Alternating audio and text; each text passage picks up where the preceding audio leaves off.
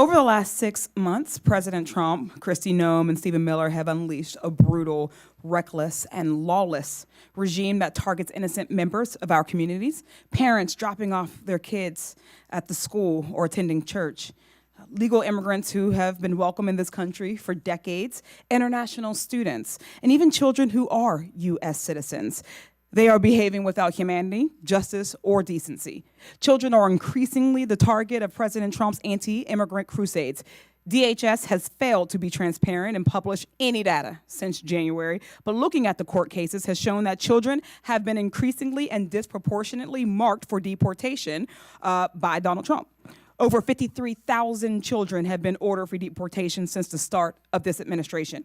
These are mostly elementary school kids or younger.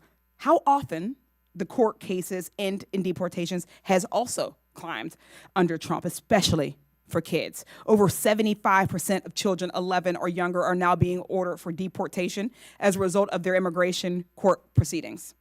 Are these little kids the dangerous criminals Trump vowed to go after?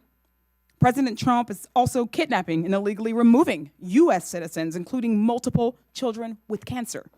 We're talking about unprecedented actions without due process against U.S. citizens.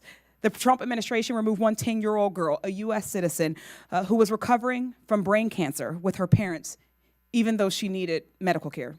Another 4-year-old boy was illegally removed, also a U.S. citizen with a rare form of cancer. The judge in that case said the Trump administration had, quote, just deported a U.S. citizen with no meaningful process. Over 500 immigrant children have been removed from their families and homes and thrown into government custody. Let's call this what it is. Just like his first time as president, Donald Trump and Stephen Miller are separating kids from their parents. It's unconscionable, and as the Trump administration detains more human beings, detention facilities are becoming even more overcrowded and dangerous.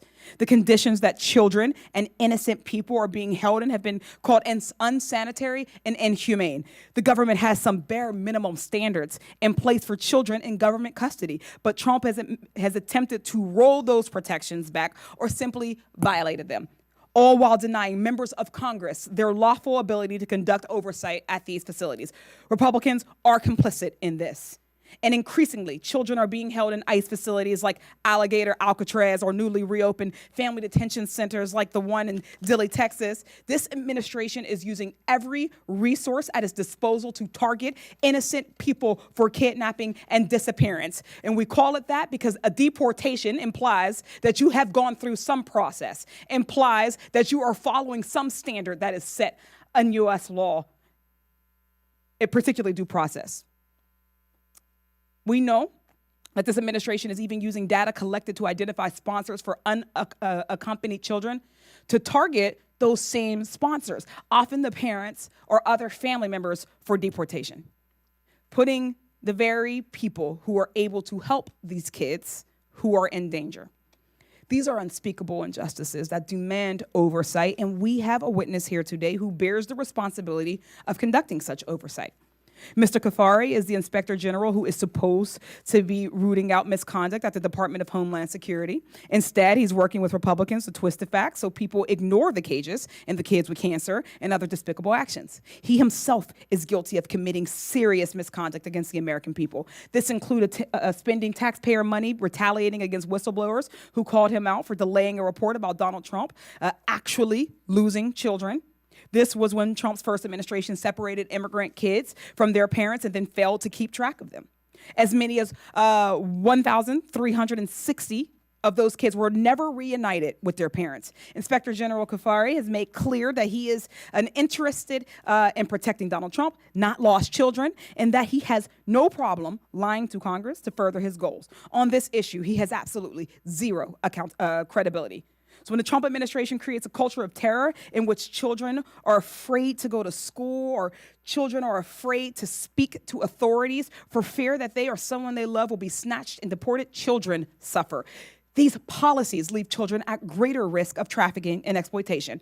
I expect my Republican colleagues to care about this because their constituents certainly care about child sex trafficking, whether it's through the immigration system, like this hearing alleges, or by a U.S. citizen facilitating other powerful U.S. citizens. It's time for them to prove it. Right now, Speaker Johnson is helping Donald Trump block the release of all the files relating to child sex trafficker Jeffrey Epstein. If you want to take a stand against child trafficking, let's do it together. When powerful people exploit children, they must be held accountable for their actions. And if they try to mislead the public and hide evidence, we can't let them get away with it. So we can't allow individuals, especially those at the highest level of our government, to protect child sex traffickers. So today, that's why I will be offering a motion to subpoena the Department of Justice to release the Epstein files. Numerous members of this committee and this subcommittee have called for answers and transparency. So let's do something about it. Rep. Biggs has said we want to get to the bottom of it.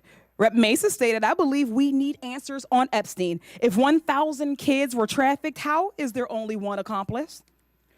Rep. Perry has written to Pam Bondi on Epstein saying the American people deserve answers and justice, particularly in matters involving grave allegations of criminality and misconduct by influential figures. Rep. Boebert said we deserve the truth about the Epstein files. Yesterday, our Government Operations Subcommittee approved a motion directing Chairman Comer to subpoena Ghislaine Maxwell to appear for a deposition before this committee. But Ms. Maxwell is currently serving a 20-year federal prison sentence for her role in sex trafficking children with Jeffrey Epstein. She could have a motivation to protect powerful people to get a lighter sentence. We need the actual Epstein files to get the full truth. So I hope my Republican colleagues will join me in supporting a motion to subpoena the Department of Justice to release the Epstein files. With that, pursuant to Clause 2K6 of House Rule 11, I move that the subcommittee issue a subpoena to the Department of Justice for the full, complete, unredacted Epstein files to be delivered concurrently to the majority and minority of the Subcommittee on Federal Law Enforcement of the Committee of the Oversight and Government Reform.